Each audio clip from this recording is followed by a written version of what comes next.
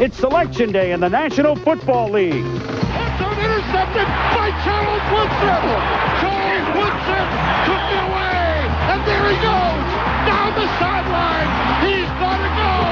Polish off the Heisman. It's D-Day for the deal makers as they look to rein in football's best playmakers. Oh! Sacked by Wadsworth. Court drop. Now play. Out of the pocket. Sack. He's sacked. Oh, he hit him hard. He's sacked by Wadsworth. For 18 years, we've zeroed in on the very first pick. Who'll it be in our 19th year? We know it's a quarterback. Back to pass goes deep.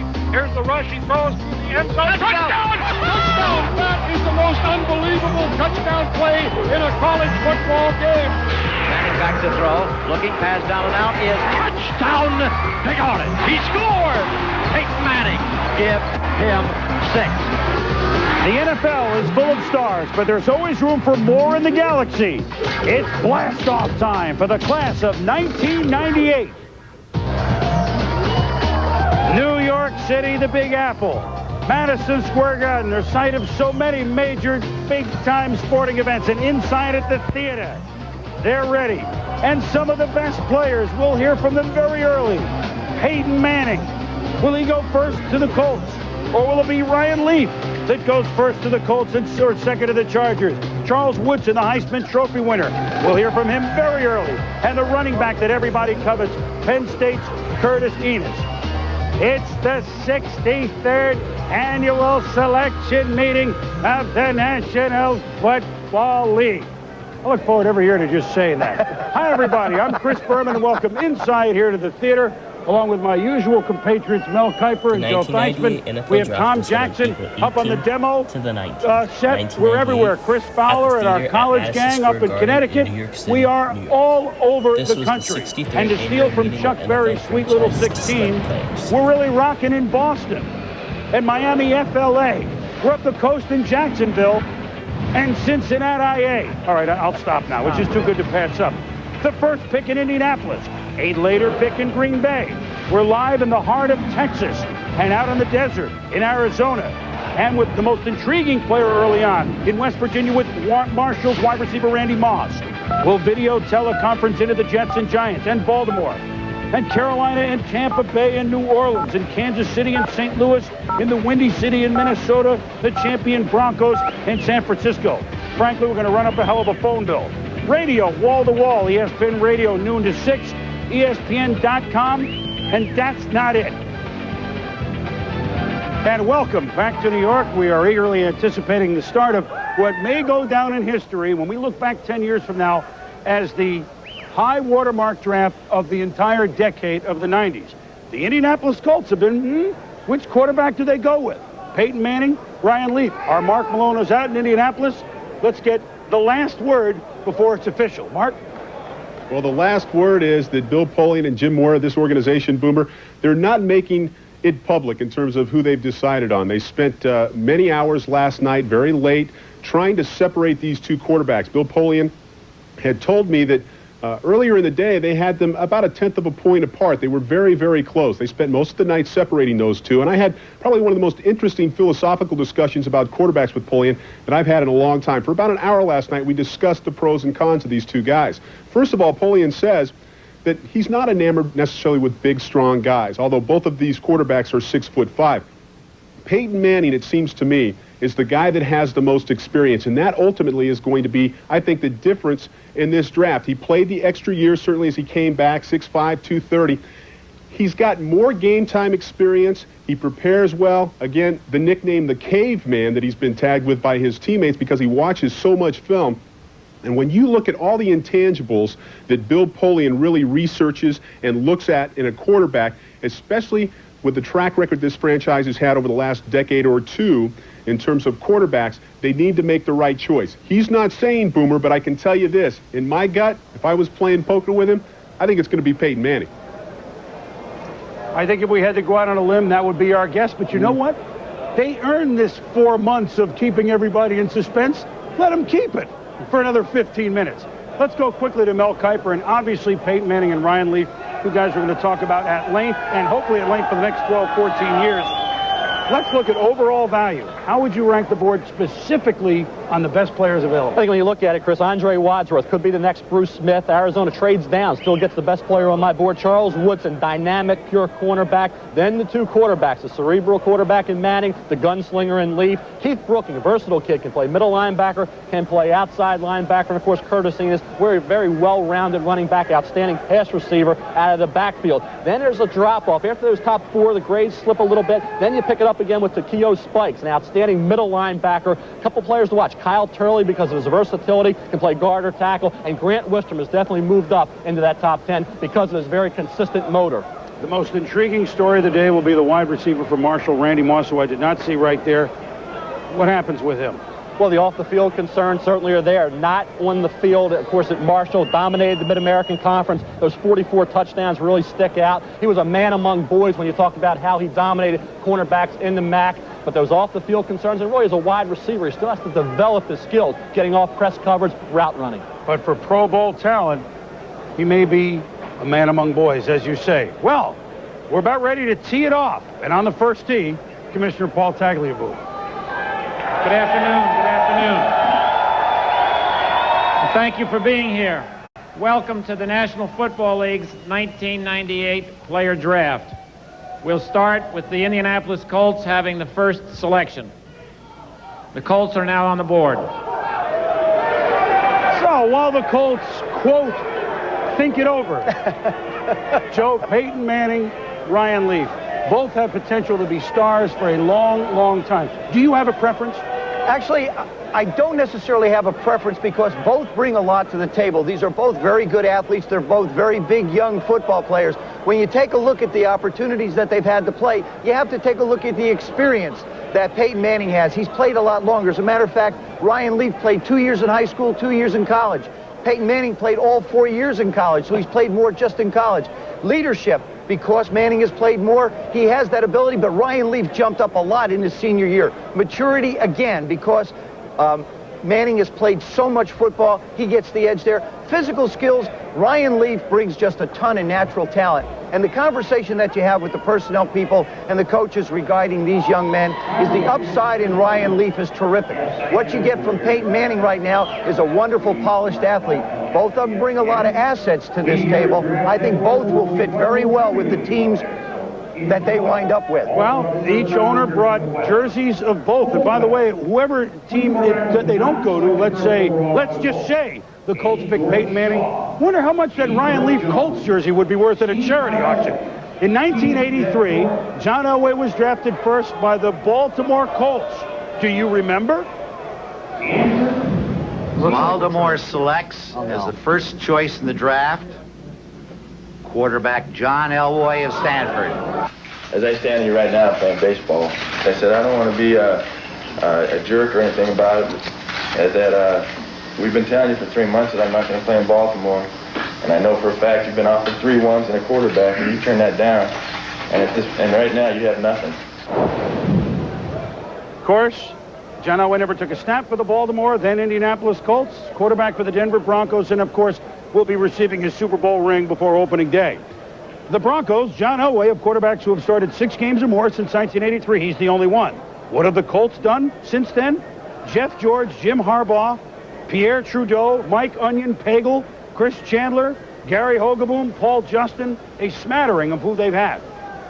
20 years ago, they drafted Burt Jones in the first round, and he worked out. But Elway never became a Colt. Art Schlichter was a first-round pick. They have a chance to undo a lot of negative history in the quarterback. I don't mean that Jim Harbaugh or Jeff George weren't good players, but maybe not to the degree of Peyton Manning, who brings special talent, starting with his release. Almost releases the ball too quick, doesn't he, Mel? I'll tell you, when you look at Peyton Manning, his size, he's over 6'5". You look at that 230-pound frame, really an extension of your offensive coordinator. Statistics prove them out what I'm talking about in terms of his accuracy. I mean, he is on target. He's really rounded off his game as a passer. And I'll tell you, the arm strength, watch him here. stick it between a defender, get it in the end zone, and when you see accuracy, I think that's what I'm talking about here, on a very consistent basis. And as I said before, what I like about Peyton is he can elude the initial defender, and he has that ability to loft the ball, Joe, and that's an instinctive quality that only the great quarterbacks really possess. You know how big this draft is. It's not very often that we see the owners of the first two teams. That's right. Jimmy Irsay is going to bring the card up for the Colts here in a few seconds. Alex and Dean Spanos are here, the ownership of the Chargers, to bring their card up with the second pick. And as we speak, Jim on cue. Very exciting moment for him and the entire Colts franchise. And the question now becomes, will the RCA Dome, a.k.a. the Big Horseshoe, will that become Peyton's place?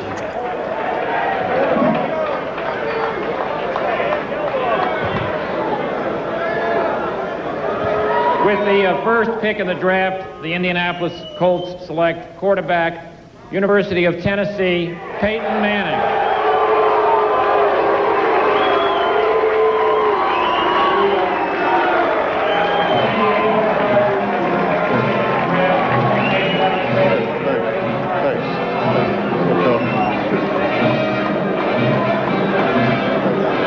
Proud moment for Peyton, his family. You saw his brothers, mom and dad, and of course Archie Manning, who excelled with a very poor team for years and years with the New Orleans Saints. The jersey's ready, and here he is, the new quarterback of the Indianapolis Colts, Peyton Manning. And I guess we must do this. Golf fans know this cheer. In Indianapolis, you can now yell, Peyton, you the Manning!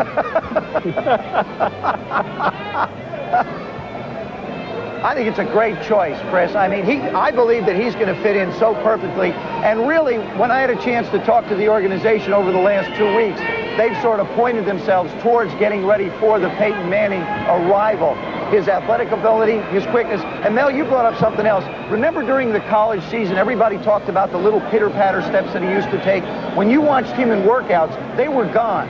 He's very conscious of what needs to be done to correct his skills to make himself play at the next level. He's coachable, he's teachable, he's very smart in his approach to the game of football. You're really getting the perfect student as well as a fine, fine young man. I know, Joe, but just a note of caution. I think we tend to expect too much from young quarterbacks in the National Football League. They're force-fed, they're scrutinized really as rookies. I think it's unfair. I think he needs to be brought along slowly. Sure, he'll be the starting quarterback on opening day more than likely, but still, you have to go through those growing pains. It's not the SEC any longer. I think too often, Joe, quarterbacks that first, second year are talked about as busts or booms. I think it's far premature. I don't think it is in the case of Peyton Manning. See, I get to disagree with you in the first 15 minutes of the show, which is a rarity. But I really think that in the case of Peyton Manning, you're going to see his statistics at the end of the year probably look like a 3 or a 4 year player. I think he'll be able to adjust that quickly. I really feel like this young man can adjust that quickly to the game of football. The Indianapolis Colts are going to need him. They're a football team that's not very far away. Offensively, they're in pretty good shape. Tom Moore takes over as the coordinator. Rusty Tillman takes over as the defensive coordinator for Indianapolis. Rusty will run an aggressive style of defense. They get Jeff Arad back in the middle. They're soaring up that side of the line. Offensively, good tight ends, good running backs. I think there's a lot of people around him to be able to allow him to be successful. And he should start right away. And I think in the Bill Polian, Jim Mora era of the Indianapolis Colts, the key player for Peyton Manning will not necessarily be who he has up front. It's going to be Marshall Faulk. If a big-time running game can go with a nice, young, maturing quarterback, this will be a treat. Yep. Marshall becomes key to how Peyton Manning does, who is now with our Mike Tirico. Michael. Okay, Chris, thank you. Peyton, one of your endearing qualities is that you are such a team guy, and you gave your team the credit all the time at Tennessee. Will you at least take this moment to feel proud of your accomplishment? Well, it's an honor, Mike. There's no question about it. I'm really excited about what's ahead and just proud that the Colts put their faith in me. I'm looking forward to the challenge of getting the program going, and it's a really exciting time right now. Everyone was playing great poker from the Colts side. Were you at all concerned that you weren't going to be their selection? I had a pretty good idea, Mike, but I can keep a secret too. There's no question about that. But like I said, really excited. Going to Indianapolis today and looking forward to visiting Mr. Polian and Coach Moore. And I'm excited to go to work. I'm ready to get started right now. Quickly, how long have you been keeping that secret? Can't tell you that either, Mike. We'll talk to you later. Okay. Peyton Manning, the Colts' #1 pick. He will wear his dad's old number 18. He couldn't have it at Tennessee, Chris. All right, Mike, and congratulations, Peyton. He can keep a secret. So can the general manager of the Colts, Bill Polian, who's with our Mark Malone. Let's go out to Indianapolis right now. Mark. Well, Chris, we said that, or I said at least this morning, I wouldn't want to play poker with Bill Polian. He has kept a secret so well coming up to this draft. You and I spoke at length last night. You still didn't really indicate to me where you'd go. Tell me, in your heart of hearts, did it take you until late last night to really come down to this decision, Bill? No, not really. I think sometime around midday yesterday, Jim Moore and I sat down and we said, you know, what's in our hearts? We've done all the research. We've done all the measurements that you can do. And in the end, it comes down to making a very tough pick. These are two very, very fine football players. And we just felt that Peyton, because of his experience and his maturity level in the game of football, not personal maturity, but in the game of football, fit best for us in this particular situation. I'm confident that Ryan Leaf is going to go on and have an outstanding career, and I wouldn't bet against him playing in the AFC Championship game in the not-too-distant future. Speaking of his maturity and his experience level, does that mean that this kid comes in and starts right away? He's at the top of your depth chart? Well, we're going to start him out there, and we'll see where it goes. We're going to throw him in. Whether it's game 1 or game 4, I think is immaterial, but he's going to learn on the job, that's for sure. Well, Bill Polian has certainly put his brand on this particular franchise with a #1 overall pick, Peyton Manning, of the Tennessee Volunteers. Now, let's take it back to Boomer in New York. All right, Mark, thank you. So Peyton becomes now the 9th quarterback to be drafted #1 overall since 1970. Drew Bledsoe, the Patriots, 93. Jeff George, Indy, 1990. A fellow named Troy Aikman, who won 3 Super Bowls for Dallas in 89. Vinny Testaverde, the Bucks in 87. John Elway, 83, Baltimore, but of course never took a snap there. Steve Bartkowski, a very good quarterback, 75, Atlanta. 71, Jim Plunkett by Boston, won 2 Super Bowls with Oakland. And a fellow named Terry Bradshaw, 1970 with Pittsburgh, who won 4 Super Bowls. So it's pretty good pedigree. Peyton fits right in. Why is San Diego on the clock? They moved up from the 3 overall spot to the 2 spot, which was owned by Arizona, and they paid quite a price. They shifted first-round picks. It cost them a second this year. Eric Metcalf, linebacker Patrick Sapp, and Bobby Beathard surrendered the first-round pick in 1999. But they felt they just had to make the move. The one position we just couldn't afford to wait any longer was the quarterback position. I think it was unique to us, you know, that right now, in the position we're at, we needed to address the quarterback position if we had the opportunity to do so. And it was there, as expensive as it was there for us to have that chance, so we took advantage of it. The amazing thing in this draft is that we were in 3rd position, and I don't know when you're going to find the 2 teams in front of you where one team doesn't need a quarterback. If we're ever going to be there and, you know, get to the position where we want to be in the league, you can't do it without one of those guys. And if we're right in our evaluation that either one of these guys can take you there, then I think it was a deal we had to make. One thing that Bobby Beathard has never done in his history, and of course building the Super Bowl champions in Washington and a Super Bowl team in San Diego, before that years around the league, Miami, he has never drafted a quarterback in round 1 or in round 2. He's done pretty well in round 3 to 8. And back when they had drafts up to round 17, he drafted. And there's one of our favorites in the league, Sid Brooks, longtime equipment man, gentleman extraordinaire for the Chargers. And he doesn't know what to do right now. Who do we pick? He's also possibly could we pick? Gee, maybe it's the guy on the camera right now. I guess it would be, maybe we'll go out on a big tree here. Ryan Leaf, I think, is obviously a natural fit. I felt like each of these guys would be a natural fit for their football teams. The thing about Ryan Leaf is he brings a swagger to the game. There's an upside to Ryan Leaf that nobody's quite sure of because he hasn't played as much football as Ryan Leaf. He's got tremendous feet for a big man. He can back out, look left, turn and throw right, as well as any smaller quarterback I've watched film. And looking at a lot of it, I can tell you, he gets rid of the ball quickly. He moves very well for a big man, throws extremely well on the run. The only question you have is how long is it going to take for him to be able to be comfortable at this level? If you're going to compare him to one football player that's come out in recent years, he definitely would have to be compared to a Drew Bledsoe because he's that type of an athlete. Well, he moves a lot better than people would think. Oh, yeah. Someone at 6'5 and a half, 245, and it led the team to the Rose Bowl, and a bomber in the Air Coryell, Dan Fouts mold. He's in a good stadium, isn't he, with a little bit of history? Let's go to the commissioner.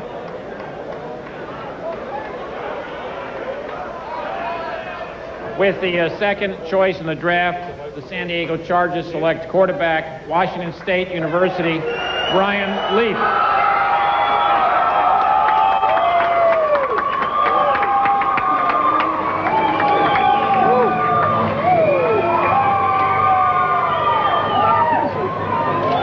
Big guy. The hugs from the Leaf Brigade, or I guess we should call it a forest. Why not? Because there's lightning bolts here adorning the theater in New York. Ryan Leaf from behind stage to front and center. And like I said, great pedigree with throwing the football at San Diego. He stays on the West Coast. And he only had 32 members of his family here last night. Why not? I said it's a forest. It's great. It should be. You're right. And you know what's best about these kids is I say they're kids, but these young men who we've gotten to know a little bit, and I don't know either of them well, but they're just fun to be around, in addition to fun to watch play football. They are, and in sitting with them last night, having a chance to visit with them, both of them have made this simple statement. They're ready to get it started now. They're ready to get it going. They want to get on to the next level of their life, and now the moment has come. Is the ceiling higher in your mind for Ryan Leaf, Mel, than it is for Peyton Manning? As Alex Spanos, the owner of the Chargers, he brought 2 jerseys too. He could file that Manning jersey and sell that at a charity auction.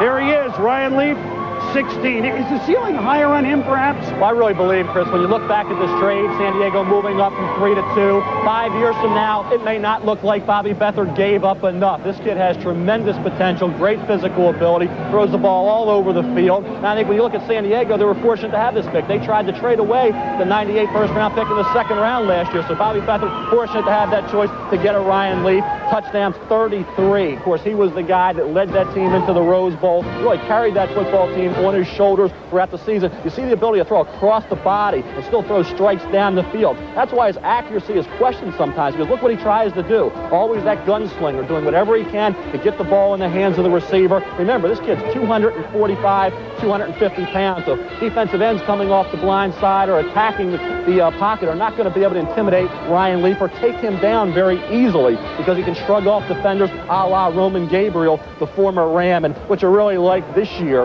was the poise. You see how he's not flustered. Mike Price, I thought, worked with him last summer, quarterback coach, head coach with the Cougars, and Mike Price deserves a lot of credit for transforming Ryan Leaf into this great quarterback that he was this season.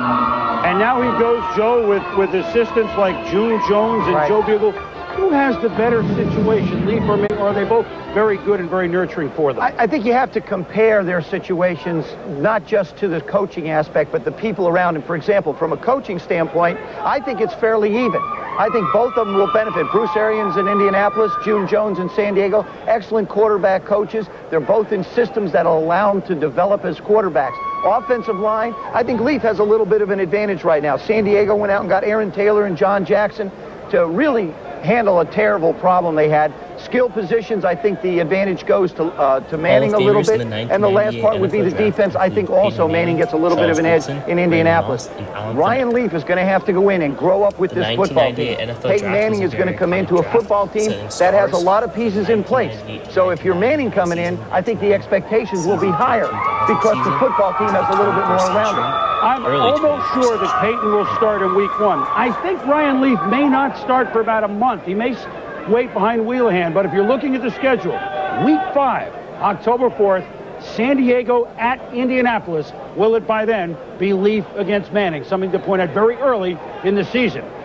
93, we had the identical situation when Bill Parcells played the same sort of bluff.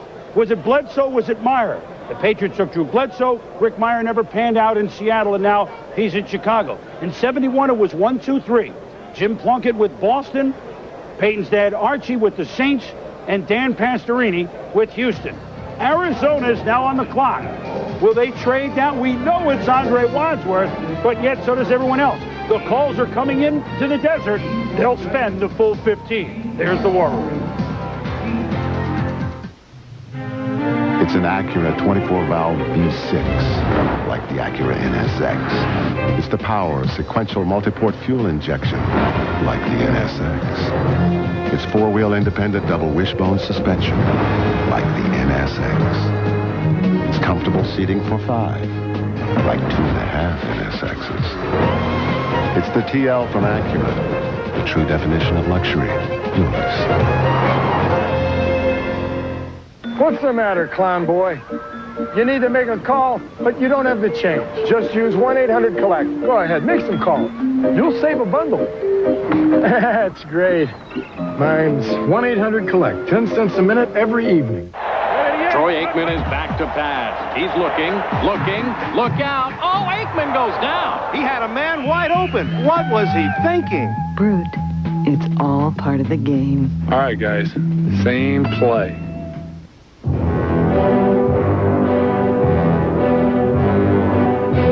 It has the power to excite you. It has the power to move you. It has the power to take you places you never knew existed. It is, of course, your Visa card, with the power to get you a seat to Michael Tilson Thomas and the San Francisco Symphony at Davies Symphony Hall. So bring your Visa card, because you can't get in using American Express. Visa, it's everywhere you want to be. One word? Dominating. Dominating. Speed. Quick. Bruce Smith. Intensity. Relentless. Devastating. Performer. Wow.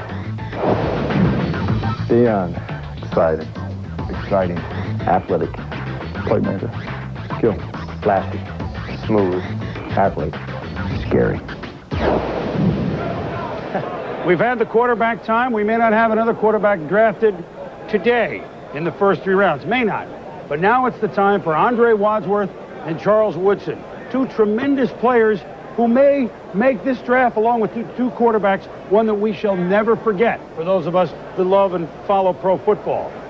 Mike Golick is out in the desert. Let's check in with him right now. Mike? Thanks, Boomer.